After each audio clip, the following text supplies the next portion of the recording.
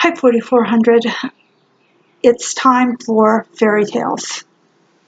So as I was putting together today's notes and what we're going to cover, which I hope that you have already read ahead in your book, because it'll give additional information that I'm not able to cover.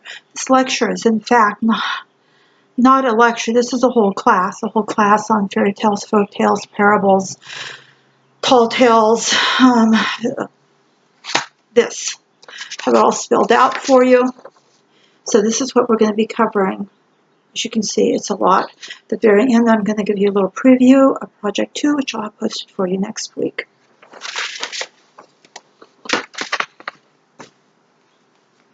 So this isn't a fairy tale at all. This is a picture on cover of a book that I've been reading for about 3 years. I'm on page 15, and it's a very slow go. So just pick it up now and again. And I bought the book because I'm interested in painting, but I'm also interested in the liberties they took with this phrase, how to read.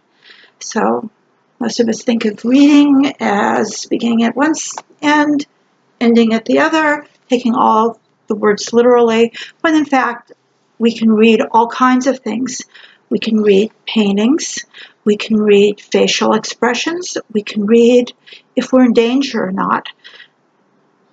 We can read if something in front of us is something we want to eat, or if we're just going to pretend like we like it because it's being served up by someone whose feelings we don't want to hurt. So there's a broad definition of what reading means, and we're just covering one corner of it. But within that corner, there's reading at the level of directness.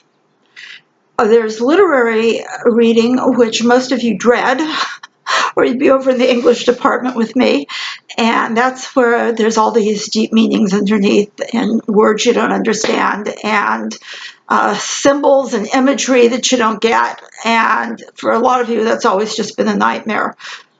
Unfortunately, as a teacher, you're about ready to step into that nightmare, but if you stay under about 8th grade, it's manageable. It gets a little more difficult as the cognitive load gets higher and higher in high school, and the deficits students have and their background knowledge begins to show more. So why am I going into this? Because we are about to step into the dirtiest mud puddle of all. We're about to go into folk tales. And they're not what you think they are. And fairy tales are far from being what you think they are. And really, what all of these tales are, except more modern renditions, copycat versions, and things that were written more recently to mimic these forms, are actually very, very ancient tales. They predated written language. So they are from what we call the oral tradition. This is what we're going to cover today. Just a warning, I'm filming at my house. I have the door open and we're going to hear barking dogs and there's going to be street noise. Just wanted to give you a heads up on that.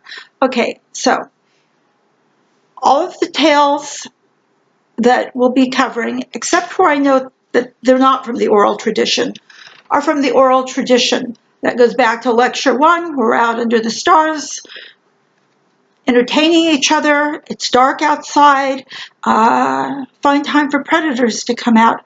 Good time to tell scary stories, or to tell stories to soothe each other, or to entertain each other. So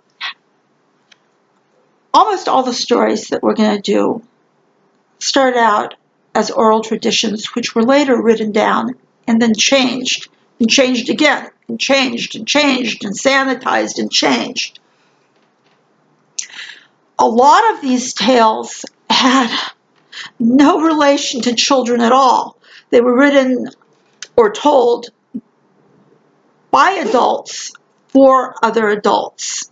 When we get into fairy tales, you'll see that, I believe it was during the 17th century, there was a woman and she wrote nothing but racy fairy tales to entertain people in her salon, which was sort of a group of people who got together and drank tea and told each other stories to entertain each other and to be literary. Most of these follow what we call archetypal themes. We're going to get there in a second. I'm just previewing. So these are patterns that go very, very deep into the human psyche and into the human experience. And once again, archetypes predate writing. They predate they predate everything. They're part of our brain. That's at least the theory. Unfortunately, we can't take a screw off, lift off the head, and say that's where archetypes are. It's not that easy. But I doubt that there would be anybody in any capacity, in any field, who's encountered archetypes, that includes science, mathematics, who would disagree that there are patterns when we're born in our brain that are ready to accept and ready for pattern matching. That's why, unless you have a mental condition or are retarded in your mental development, you catch on. And even people who are very, very, very, very delayed find patterns. So we'll talk a little bit more about these patterns, common themes, setting, what we call schema. That's from Jean Piaget and Immanuel Kant, and actually from Plato too. Those are early discussions of archetypes. And metaphor. So metaphor and schema are actually types of archetypes. We're going to hit on fairy tales, not what you think they are, and different folk tales, which are founded in the oral tradition unless they were written in modern times. Modern being, I don't know, say 16th century forward. Fables, parables. I'm going to skip over myths because this is already going to be a long discussion. You can see a collective eye roll out there in my virtual audience. But that's the way it goes. I can't cover all of this quickly. This is a whole class. I'm going to try and get through it as a lecture. And if I do, we can't do myths. And at the very end, I'm going to do Project 2, just an overview for you. I'll be posting it next week, but I want to let you know what I'm looking for so you can start going out snooping and seeing what you can find. Since I'm passing over myths, I just want to show you this book very quickly. This book is out of print, and I bought this for my own children, and then later I used it with my learning disabled junior high school students. And it was too hard for them to read, so I would read it out loud for them. This book is now out of print. However, if you go on the internet, you can get a PDF of the book. It's just really, really a great telling of the most common adventures of Odysseus, tales of Troy, and within this are many, many of the myths that have persisted down through time. So again, I'm skipping over the whole mythology, which is like skipping over half of Western civilization.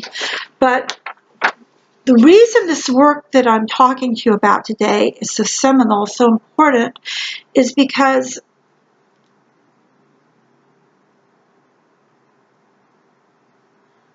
stories that originated from the oral tradition around the campfire or were memorialized on cave walls as cave paintings about 40,000 years ago. Those early beginnings of language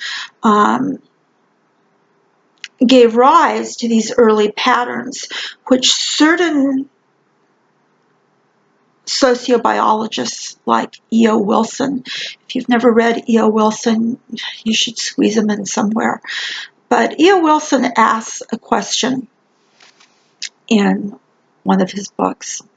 And he says, if you had two children, one that was born today, and through some magical time machine, you had a second child, exactly the same age, but that child was born, say, 40,000 years ago, when they were doing cave paintings, the very original cave paintings.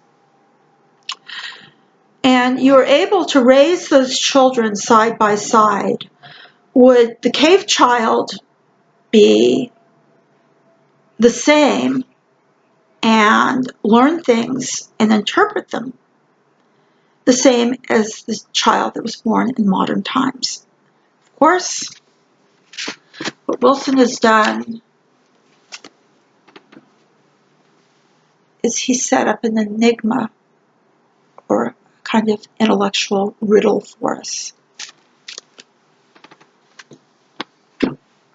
I ask this question when I teach face-to-face, and the students that aren't embarrassed to raise their hand because they really don't know the answer at all, usually it falls that most of the students think that the two would be the same.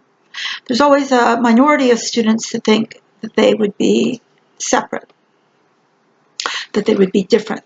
They would be different types of humans. And no, they would not end up the same. And that's not based on their observations that even children in a family can turn out to be different people. We're talking about much more profound differences in the way these children would act, learn, and carry on their lives. So Wilson says, no. He says they would be different because he believes that as we have evolved, as we have changed, as we have gathered information, that it has actually changed our thinking, our habits of thinking, our abilities to learn, the things that we innately hold in our minds. And in fact, we have no way of knowing. We will never know. It's all conjecture. But that is certainly one of the questions that we need to keep in our mind as we proceed forward. And that is, how much do we actually have in our mind now that is ready, genetically ready to go, that is the result of what our ancestors experienced and knew and was assimilated, not by magic, it was assimilated through what process we're not quite sure, but it's been assimilated into what Carl Jung, J-U-N-G,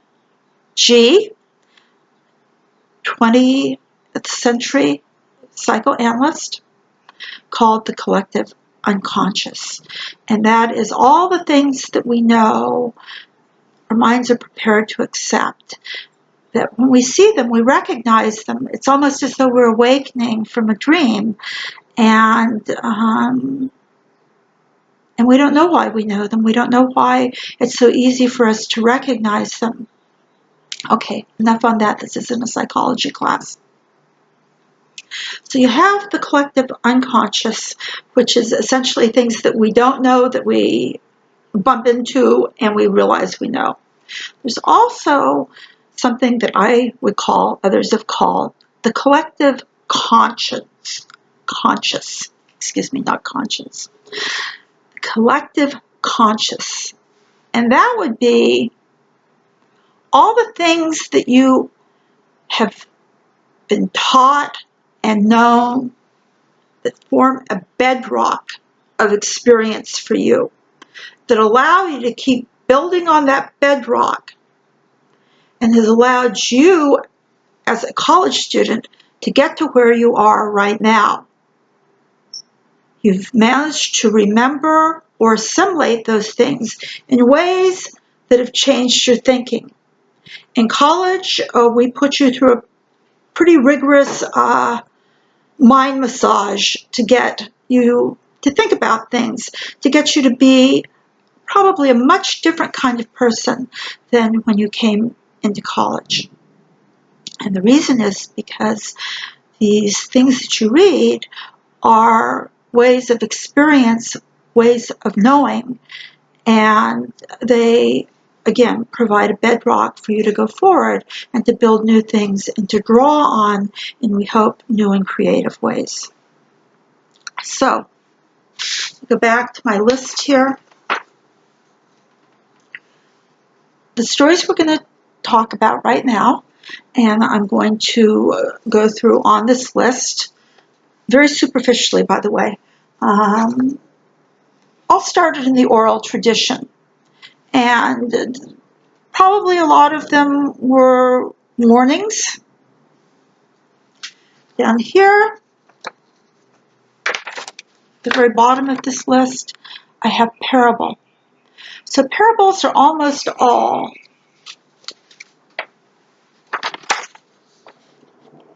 allegorical. In other words, the characters in the story represent a quality of mankind. They're not real people. This didn't really happen. They're stories that are meant to teach a lesson, and the characters themselves have another meaning. Almost all parables are religious in nature. The bedrock I'm laying down for you right now, I'm going to go only once outside what we call the Western canon. Let me write that down so you know.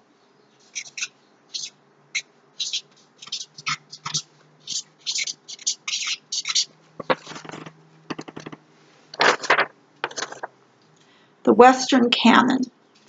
The canon is all of the books, the stories, the manners, the ways of thinking that essentially come down to us through European, Western European, the Middle East, and Northern Africa.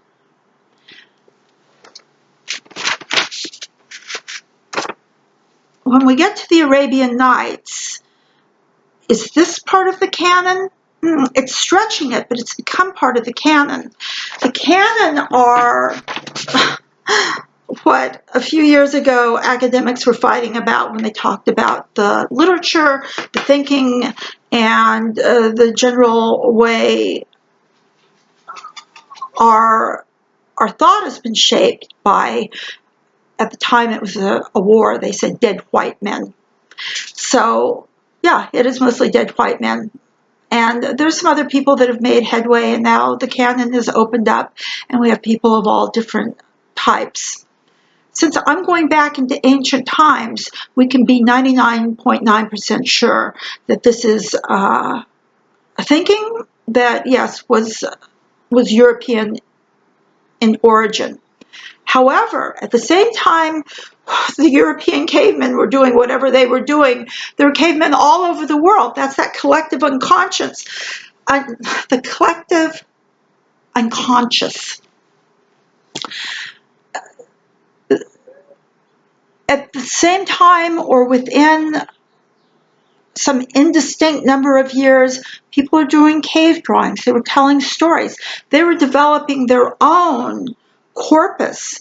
And there are many, many other literatures in the world. And ironically, some of them are stories that have developed. I'm looking for my notes right now. I'm going to have to bump into them. That have developed to be universal stories.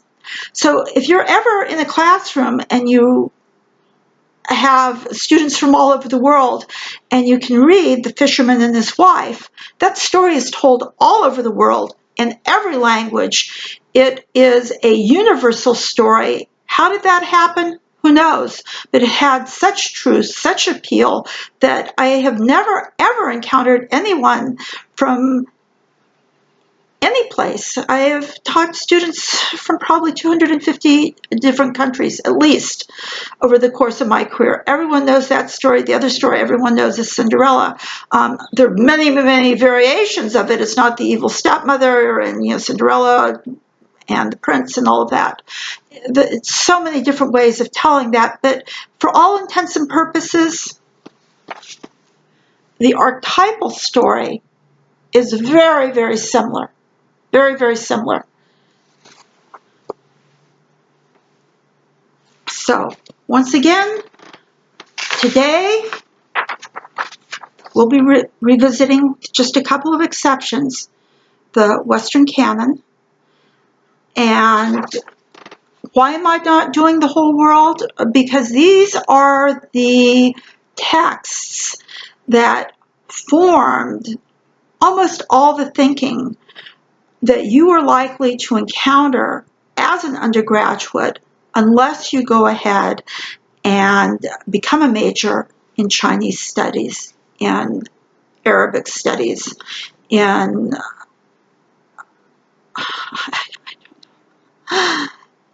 studies from a culture such as India. But then we have colonialism, and that's another story. So we're sticking to the Western canon, and where I'd like to start on this is with this idea, very briefly, of what an archetypal story is.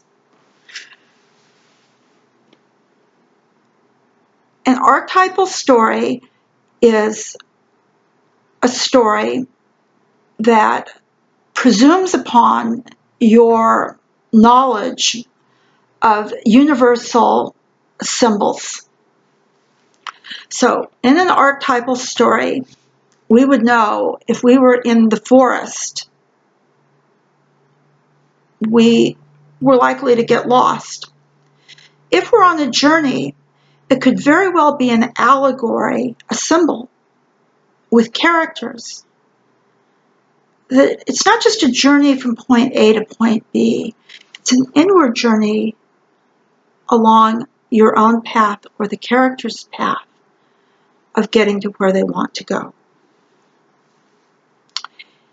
If along the way you encounter a wolf, you can be pretty sure that something bad's going to happen.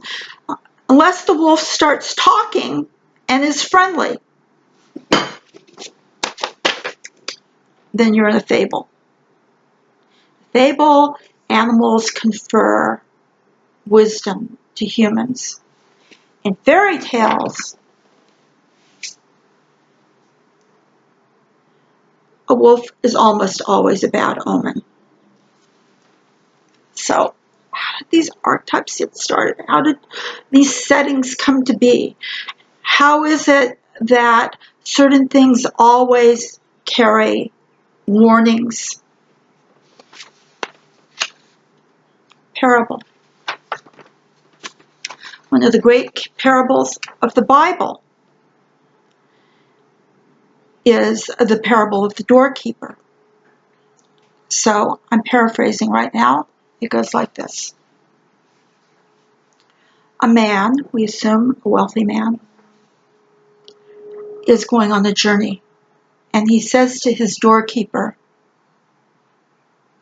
"Don't do anything while I'm gone that you would not do when I was here, because you never know when I'll return. It could be in the morning, it could be in the afternoon, it could be in the evening. But behave exactly as you would were I not here. Because even though I am not with you, I'll still be watching. So watch. Watch." One of the great biblical warnings is the parable of the doorkeeper. So obviously the man represents God. He's saying to his prophet, or to all of us, behave morally, because you never know when death is going to visit. And when death takes you, I'll be the one doing the sorting. So watch. Watch for me all the time because I'm watching you. A parable. Later, Franz Kafka, a much more recent author, wrote something he also called the parable of the doorkeeper. It's one of the great pieces of Western literature. It's only it's in the book The Trial. It's about a page long. And he does a turn on that, on the injustice of the law. I'm not going to go into that. Herbert Simon, the Nobel Prize laureate, did something called the parable of the watchmaker. And it's a little lesson in order. And that's if you leave everything sloppy, it's going to be a much more tedious chore, much longer than if you do things in an ordered way, like a watchmaker who puts all of his actions, all of his gears in order when he's taking apart a clock. So parables, old parables, mostly have religious meaning. More modern parables are likely to carry a meaning that has a different non-religious meaning, that may have a social meaning or even a scientific meaning, like Herbert Simon's.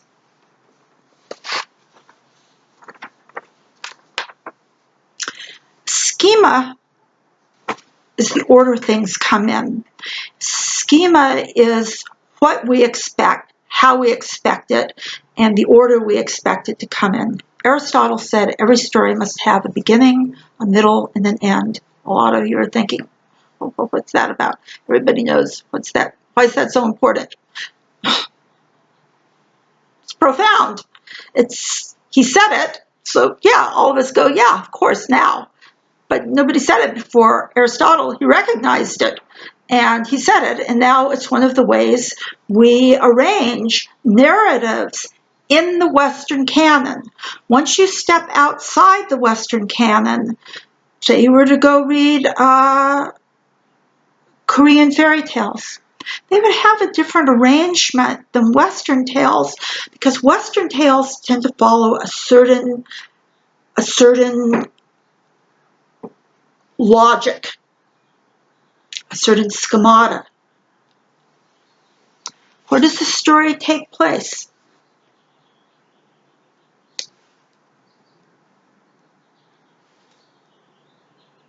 When is that?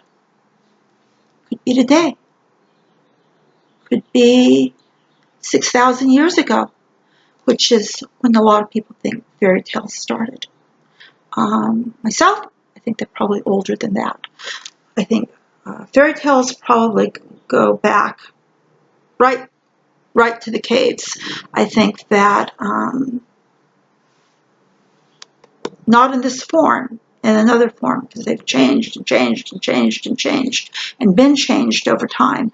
But I think the early stories with the appeal of magic, talking animals, the fact that they have no real time, no real place, that they oftentimes have very, very violent warnings in them. I think all of these never have God in them. They're not about God. There is no God. That in itself gives us a clear warning. Even the Greeks had gods. You go back to ancient Sumeria, the most ancient text that we have is the Epic of Gilgamesh, the most ancient narrative text. That's about 3,400. So Gilgamesh is constantly running into gods, and they do him favors or they punish him, and no gods in these stories. So that tells us it predates thoughts of God. That's really ancient. It's in man's nature to create gods. So you have these stories, they have a certain framework. As I just alluded, someone tells a story. We saw that last week when we looked at the literature of housewives, which was the telling of nursery rhymes. Hickory dickory dock, the mouse ran up the clock. the clock struck 1 and down they run. When the rodents come out, they come out at night. And they were a pest. Maybe people were afraid of them. They made up a little rhyme to entertain children who might be afraid because there's rodents in the house. Humpty Dumpty sat on the wall. No, Humpty Dumpty probably was sitting on the kitchen counter and fell. An egg, a mother made up this little rhyme to amuse her children. If you look at all of those nursery rhymes, they're all domestic in nature. If you look at most of the stories that we're going to look at today, you can date them in your own mind just by looking at what the subject matter is. And every single one of them has some kind of a moral message. Remember our formula from earlier in the term where I said to you, I hope I said it to you and I didn't say it to the other class, but if I didn't say it, you cannot have a story without a problem. There is always a problem. There is always a crisis. Without a problem or a crisis, you do not have a story. You just have something that's a run-on of words. That's why if we read a Korean fairy story, you wouldn't recognize it, because Korean narratives don't necessarily have to have a problem. It's part of our Western way of thinking. Does that mean that the primeval archetypes don't apply if you come from a culture that does not subscribe to the Western way of storytelling? No, it doesn't mean that at all. It just means the culture has developed differently and the stories are told differently. So, finally, fairy tales. What are they?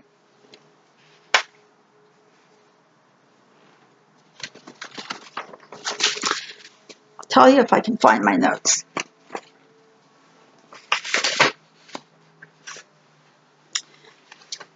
Fairy tales are stories that have a very, very specific schema to them. They're archetypal. Some have been written purposely to be fairy tales. There are people that just sat and wrote fairy tales that didn't get them from a traditional source. They made them up themselves. So let's just go through a little history of that. Do they really go back 6,000 years? At least.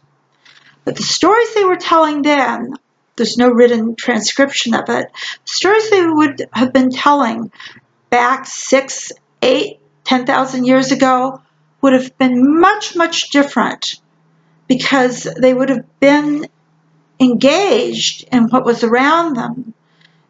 And as the stories kept being passed down as ways of warning and entertaining others, the other prime function of stories is a lot of stories carry a warning or a lesson. As they've been passed down, circumstances have changed. The mores of the times have changed, and thus the stories have changed. A lot of the stories that we're looking at these days as fairy tales pretty much came into their more recent form around the Middle Ages.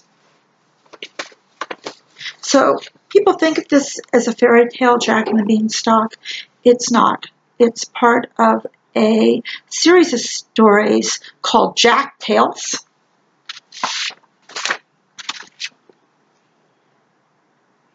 which are part of folk tales, but they have many elements of fairy tales. Most of you know Jack and the Beanstalk. That's one. We can date that right to the Middle Ages, that telling. Jack's poor, he doesn't have anything, his mother and he have a cow, he takes it to the marketplace, somebody dupes him, they give him some magic beans, he grows his stock, he goes up, and we know the whole story. So anyway, that story was not uncovered, the Jack Tales. There's about 15 of them and probably more. The Jack Tales came to be known through this guy, Richard Chase, who is a folklorist who traveled through the Appalachians in the early part of the 20th century. And he realized that a lot of the settlers who come from Europe would tell these stories about a guy named Jack. And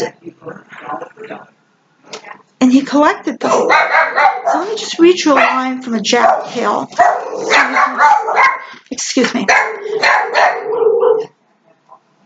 So you can hear that he transcribed them in the vernacular. In other words, these are very, very close to what somebody was probably telling in the 12th or 13th century in Europe. She stepped up to him, says, "What will ye take, hard gripes or sharp shins?" "Hard gripes," says Jack. She grabbed Jack and went to choking him. Jack hollered, "Tie, strop, tie!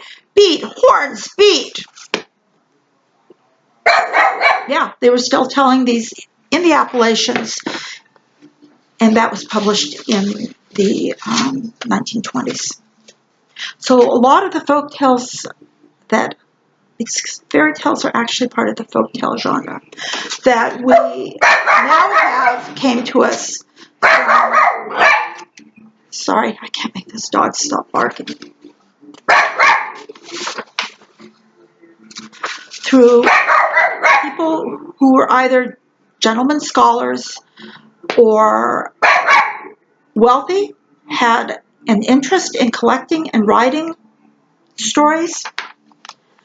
We'll start with Charles Perrault, who is responsible for French, was active in the mid to late 1600s, and brought us early versions of these. You can still go to the library and check out Perrault fairy tales. As I'm showing you these, I'm going to give you your project very soon. Project 2. I'll put it in writing next week, but I'm going to give you a heads up on it right now.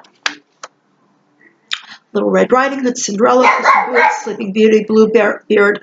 Those are not contemporary tellings. They would be different tellings. You may not use any of these. I want atypical fairy tales. How atypical? Not these. Not ones you know. Also, Charles Perrault resurrected the Mother Goose poems, which also, as we saw last week, were made up by women to entertain the children, and they became standardized tales.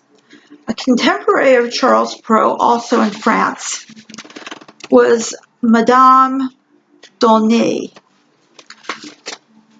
And she wrote adult-themed fairy tales. For any of you who are curious and want to find these on the web, you can find them there, and you might be able to find them at Beale Library. I'm sure you can also find them on Amazon. Somebody, no doubt, has archived them because they're racy.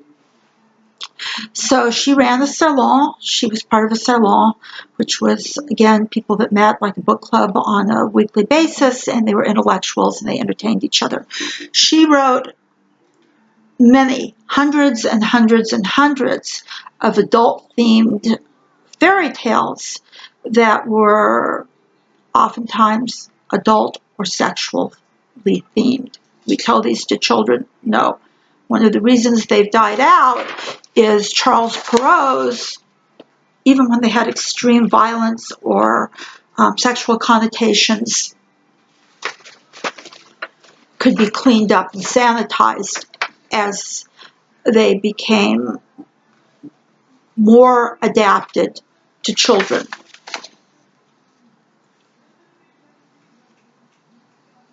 A warning, Little Red Riding Hood. What's that a story about? Think back, Little Red Riding Hood. What color is your cape? Red. What's red? Well, red is typically a warning color. Red is the color of blood. Red is the color of menstrual blood. And Little Red Riding Hood is right on the cusp of being a child and being an adolescent. And she's advertising as she goes through the dark green woods in her little red cape. She's advertising to who? She's advertising to men who would commit child rape. And that's what Little Red Riding Hood is. Little Red Riding Hood is a cautionary tale of child rape. What happens to her? She gets to Grandma's house. The wolf's already done away with Grandma. And he's trying to lure her into bed with him. And he does. And he pretends to be the grandma. So he gets her into bed and he kills her. The Disney versions have been sanitized and cleaned up, where the woodmen come in and save her. But no, that's not what the story was about. The story served a purpose. And many of these stories, such as, I don't see it here, so it must be a Grimm's Tale. So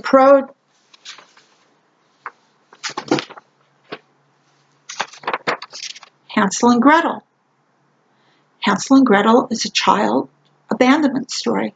It's obviously during the Middle Ages when there was no food, and the parents purposely set the children out because they didn't have enough food for them.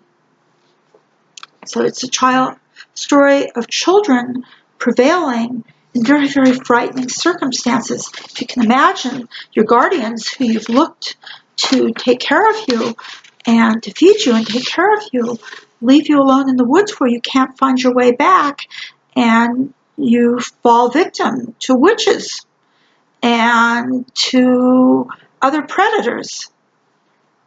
So it's a tale of child survival where the children actually end up winning and prevailing and finding their way home. Bruno Bettelheim he's now deceased, was also a psychoanalyst like Carl Jung, who thought up the idea of archetypes. And Bettelheim came from the same Freudian school that Jung did. Bettelheim, however, realized that in children's fairy tales were stories that allowed children to work out their fears and to live through these experiences of fear of abandonment, fear of the night, fear of the supernatural. What child doesn't look under his or her bed? What child isn't afraid of the dark? So if you read carefully on a lot of the fairy tales, you will see that there is an underlying story within the story that seeks to help children resolve, and also sometimes, I must add this in, wonky storylines that just sort of appear and they're just crazy. Some talking swans show up and it's a good omen. Why is that? It makes no sense. It made sense at the time, and it was one of these things, like an archaeological dig, that as the story was handed down over hundreds of thousands of years, it changed. Maybe originally the ducks didn't talk. Then maybe it came into being during the time of fables, where we have lots of talking creatures, and the wisdom of creatures moves the story along. So maybe as we collided with fables, which date themselves to ancient Greece, Aesop's fables, that's where these talking animals were inserted. Then later they moved on. Talking animals became a fixture of the story. Fairy tales typically do not have morals. Fables typically do. Let's just look at a real quick one. So here's the oxen and the axle trees. So in other words, a plow or a cart would be powered by ox, and then the axle was actually a felled tree with wheels on either end.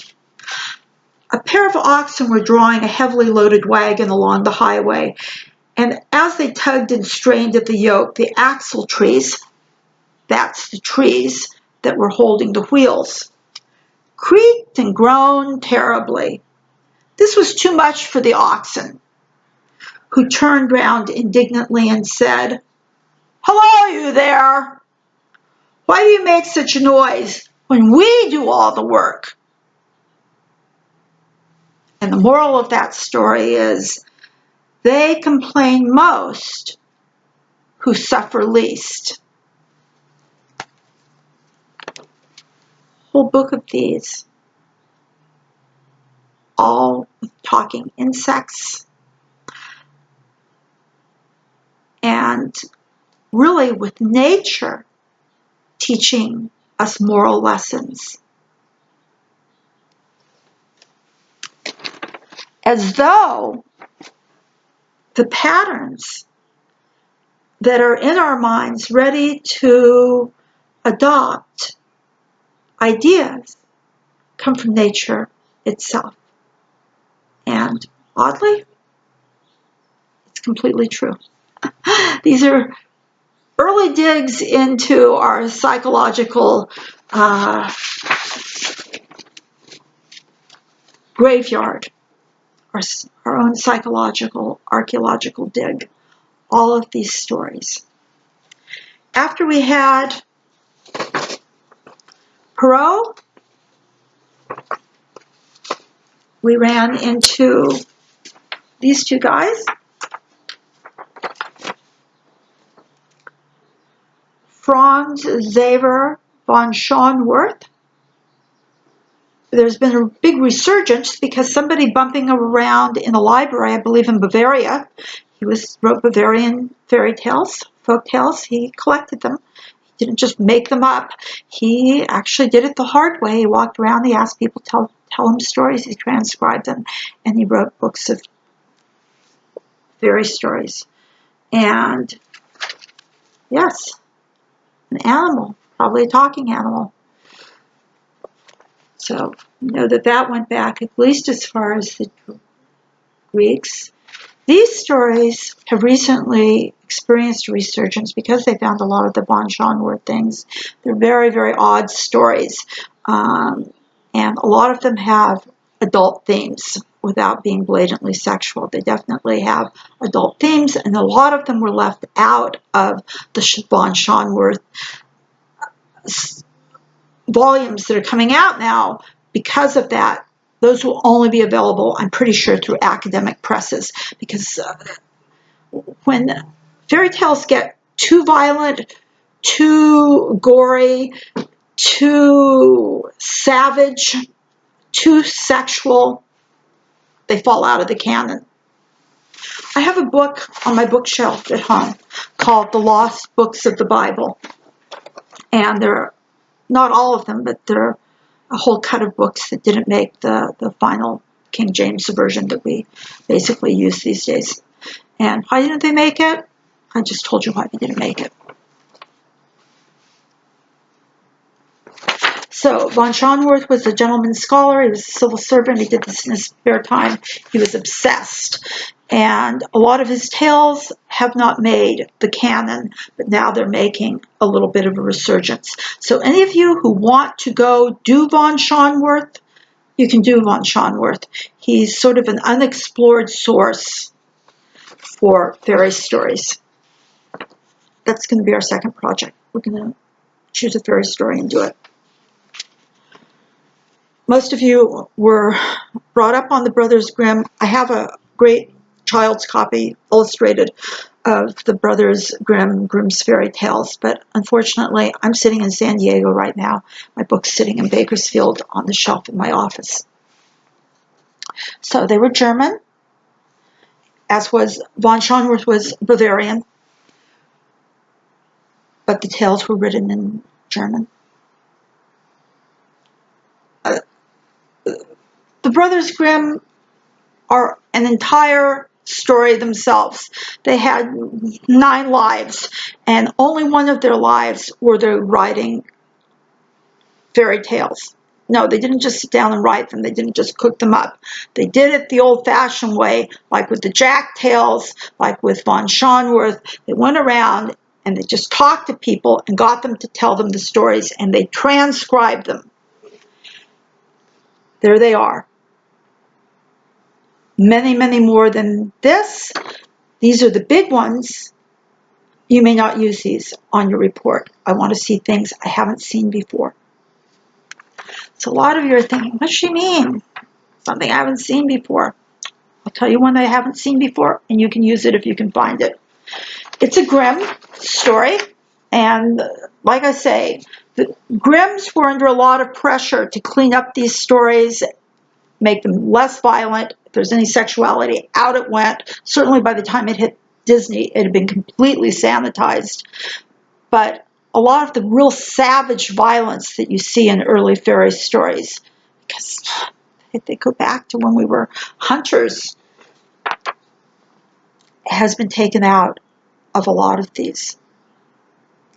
So a student presented the project 2 that you'll be doing soon, which is to retell a fairy story in a certain way in a PowerPoint.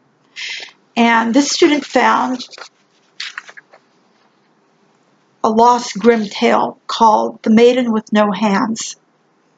And it was a woman who had either been born with no hands or she had lost them in childhood in some kind of an farm accident or something. Anyway, she didn't have any hands.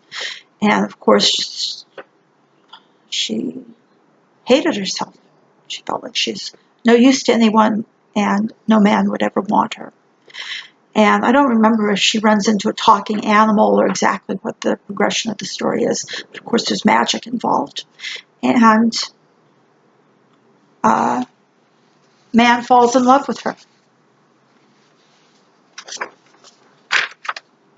Oh yes, the Frog Prince. We all know that if you kiss the frog, he's going to turn into a prince through a magical transformation. Well, this was a very nice turn on that story. So the maiden with no hands met a man who loved her, and accepted her for who she was. I just lost my brother Grimm's sheet. And as soon as he did, she magically grew her hands.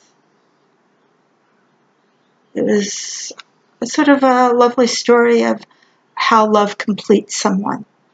I don't think it really had much to do with the hands, though a lot of the students liked it because of the whole disabilities aspect of it. But I think it was more of a sense of love and completion, which I actually think is something that the Frog Prince is also about, that love completes someone.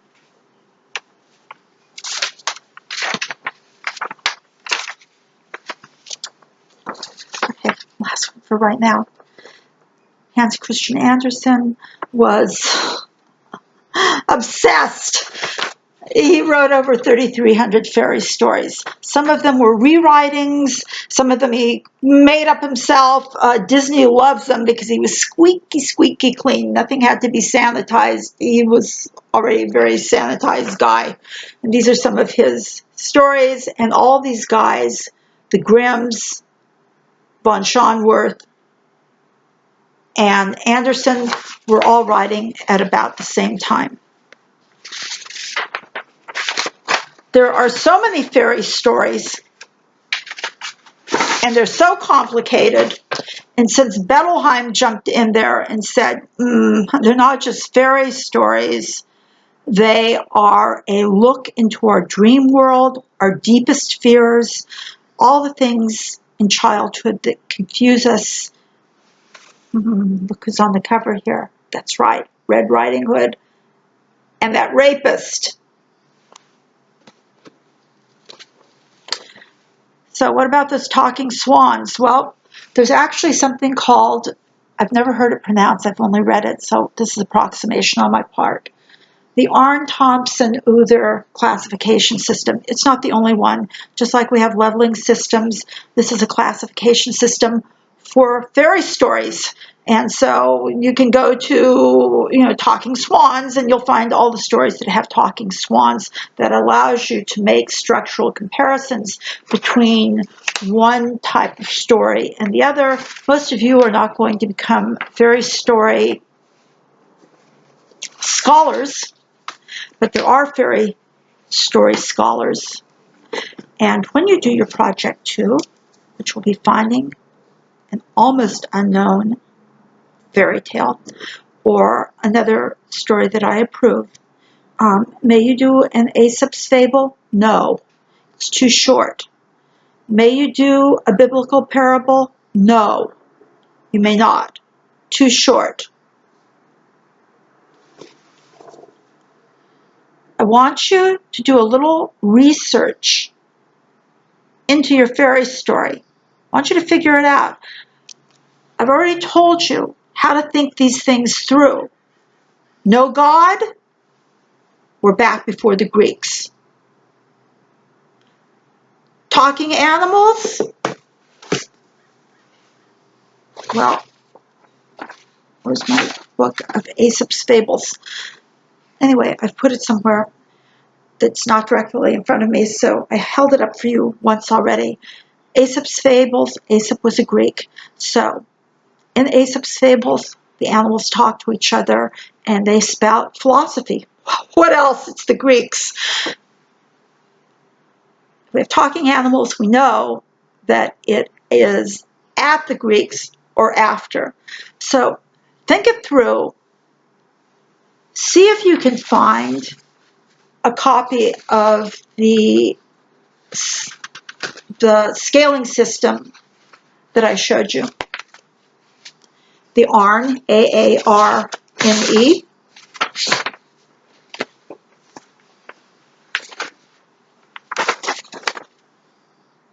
Now, what about these Arabian Nights? Well, the Arabian Nights are very, very interesting.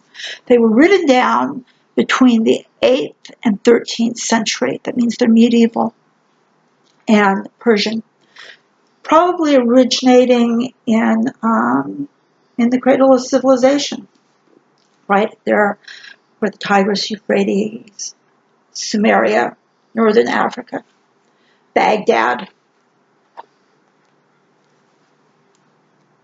Why are we enchanted with these?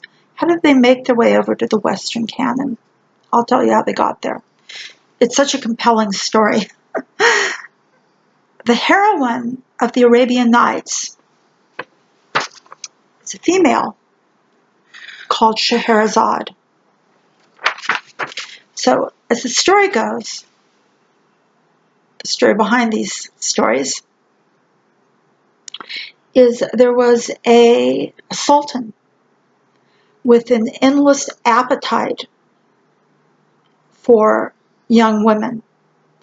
And his appetite was for teen girls who he would rape and murder every single night. So it didn't take very long, since obviously he had a long life, even if his victims didn't, for him to run through almost all of the young teen women in his protectorate. So his chief manservant had a daughter who he had educated like a man. So Scheherazade was a scholar, even though she was just a young girl. She knew about philosophy, she knew about math, she knew about astrology, she knew about everything that you could know about in the time. She was well educated. And one day her father came to her and he said, I don't know what I'm going to do. The king has gone through almost all the maidens that are left in the kingdom, and certainly he will kill me if I can't produce a maiden for him tonight. Scheherazade was about 14, 15 years old, and she said, I'll go, father.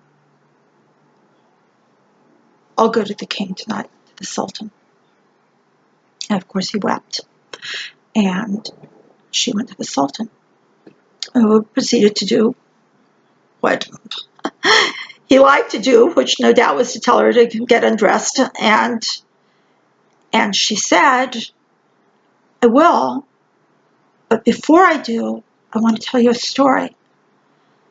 And he'd never had a woman say that to him. All these women that he'd had, no one had ever wanted to talk with him. So she told him a story.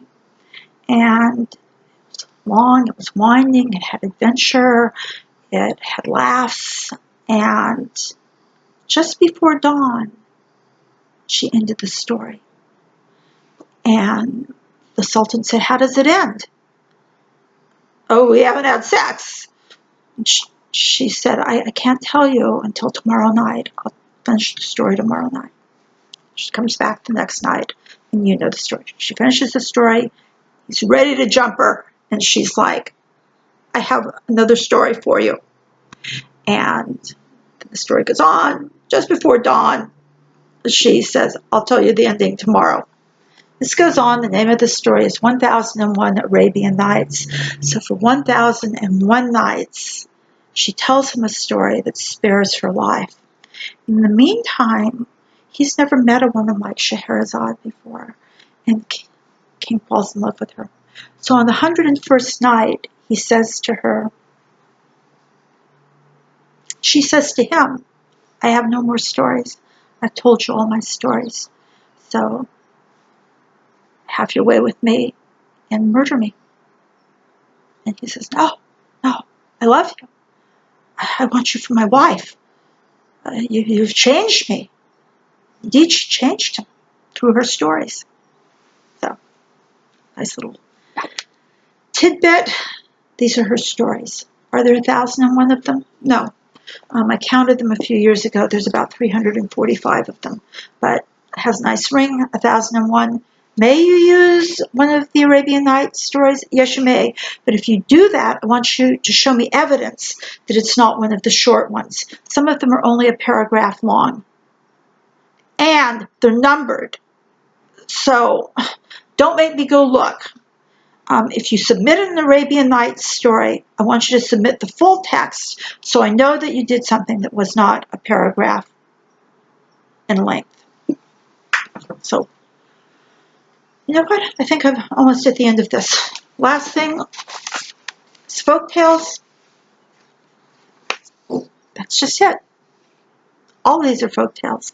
But specifically, the genre of folktales are the Jack tales. Purely oral. We wouldn't know about them unless Richard Chase had gone around and transcribed them. They'd been around since the dinosaurs roamed the earth. And they have how do you know it's a Jack tale? Is it just because there's a guy in it named Jack? No, they have a formula. It's just like the Jack and the Beanstalk. Jack is always a trickster. There's a whole genre of folk tales which are trickster stories. Jack's a trickster. So, you know, he tricks the giant and he steals his golden goose and he goes back, he tricks him again. And in every single one of the Jack tales, Jack tricks. The giant, he tricks. The devil, he tricks. Whoever he needs to trick to get his way. He's not a bright bulb. That's the other thing about the Jack tales is he's basically kind of lazy and a no good. But he always prevails because he's a clever guy. So a lot of people at a certain time when we didn't have TV to entertain us enjoyed these stories because it was a story of a guy who wasn't that bright, maybe like them. And he still got the girl, Jack never got the girl. He wasn't interested in girls. He was interested in drinking and money. But he always got the drinks and the money and another adventure. So any of you who are interested in the Jack tales, you have to do the Richard Chase version. You can't do the Disney version. I do not want the Disney version of anything. They're tall tales. One of my favorite is John Henry, who's a steel driving man, and he is the only example I can think of a black folk hero, and he dies trying to outperform a machine in the days when they were laying down railroad ties for the railroad. It's wonderful. I hope one of you does it. This is allowable, even though it's a fairly well-known story. I would allow the John Henry story. I would allow Jack tales, but not Jack and the Beanstalk. Johnny Appleseed is also a tall tale, which are stories that have bigger than life characters. No, you may not do Johnny Appleseed. They're legends. Usually legends have a little bit of history in them, even if it's not verifiable. So there's traditional legends like King Arthur. Many people think that King Arthur is actually a confabulation of kings, and his stories with his Merlin magician, the Round Table, all these wonderful stories that come out of the King Arthur genre are very, very old. And if you want to do King Arthur, they've kind of fallen out of fashion. So anybody who'd like to re-invoke, I'm going to put a sign-up sheet down. No two people can do the same thing. If you tell me the name of your jacktail, each one can do a different jacktail, but you may not do two of the same story, unless they're Arabian Nights. And then it has to be longer than just a few paragraphs. It has to be something like Sinbad or Ali Baba. That's a much longer story. Robin Hood is also a legend, and the legend of Atlantis. We've heard this so many times, and every time Google finds something that's dark blue under the sea, everybody says, oh, look, there's Atlantis. And as yet, nobody's really identified Atlantis. We don't know if it's real or not. There are also invented legends, which are more modern, such as Washington Irving's Legend of Sleepy Hollow, and Legend of Wyatt Earp, and Legend of you name it. So what are we going to do for this project 2? In just a little over an hour. For me, we're moving pretty quickly. For project 2, what you're going to do is you're going to follow the directions I put up, which are going to look a lot like project 1. You're going to find the tail. You're going to level it. You have to level it. That means you're going to have to type the text in, or if you're using the F&P, you're going to have to find other stories about on that level. Remember what we're talking about? Talking about length of words, complexity of words, length of sentences, and also, I'm adding this in, which I've never said to you before, also the subliminal depth. So you have a poem like Emily Dickinson's I could not stop for death, so death kindly stopped for me. And there's only 2 words in that whole poem that would rise above 3rd grade level. But the meaning is so profound that you can't go by just the words and the sentence length. You have to go by the depth of the subject matter. So in these, if you see very clearly in your sight, you've got an allegory by the tail, you've got an extended metaphor, you have something that's screaming symbols at you. You can give me the F&P, but then call out those particulars that make your story unique. And again, I'm going to put this up for you. Right now, I'm giving a heads up that that's going to be project 2. I want you out there starting to look, and I don't want you to give me the same-o, same-o.